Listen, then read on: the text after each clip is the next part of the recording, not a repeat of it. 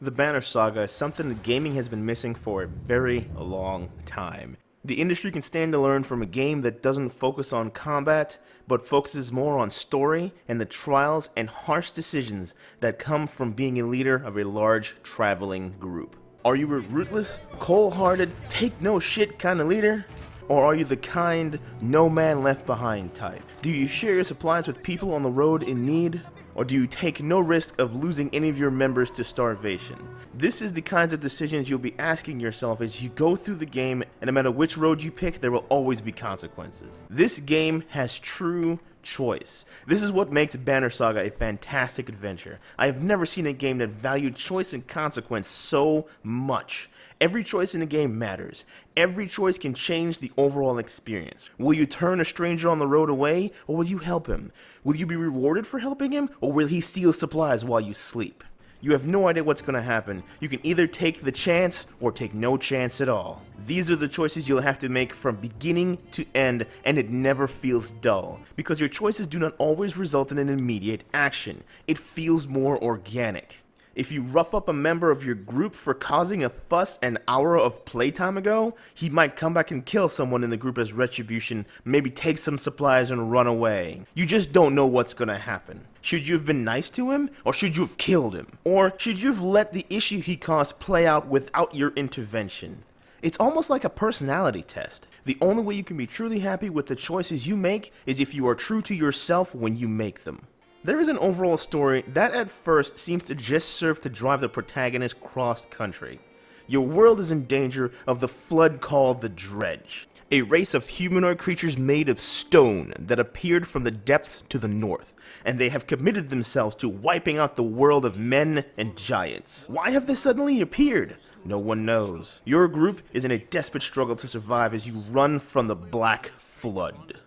I've got to be honest here, I loved the story as a whole. The only issue I had is the storytelling. Right off the bat, you were thrown into a group with no real hook. I was left with characters I had no reason or no want to read anything they had to say. Yes, read. There is a ton of reading with almost nothing to break it up.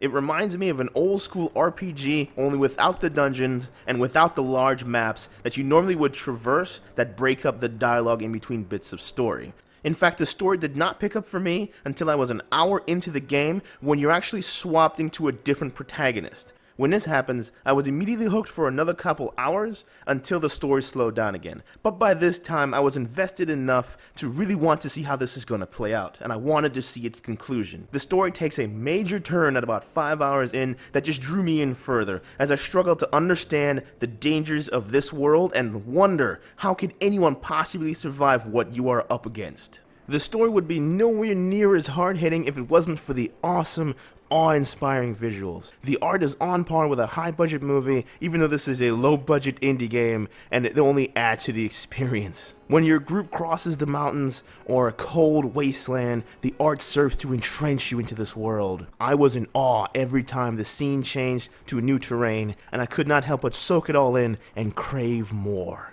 Remember I mentioned that this game does not focus on combat? That does not mean that combat is an afterthought. Combat is a turn-based, grid movement style tactical fighter, the kind you would see in games like Final Fantasy Tactics and Disgaea. However, this game breaks it right down to the basics. During combat, your main concerns are your armor and your strength. Strength actually doubles as HP, and armor directly protects your strength. The more armor you have, the less damage you would take to your strength. This is not a new concept, however, until you realize the fact that you can attack armor directly. If your armor is damaged, your strength pool is vulnerable. If your strength is low, you are in danger of dying and you hit like a pussycat. This goes for both you and the enemy. On high armor targets, you have to reduce the amount of armor he has before you are going to do any real damage to his strength. This is a very unique fighting mechanic, but it also punishes mistakes. The worse you are doing, the worse you're going to do, and you will find yourself losing more battles. And the more battles you lose, the less renown you get. The less renown you get, the less you can do overall in the entire game. Renown actually doubles as both experience used to level your hero and is the only currency that you can use to buy food, supplies, and items. You can get renown for making good choices as well as combat, but you will always get more from combat.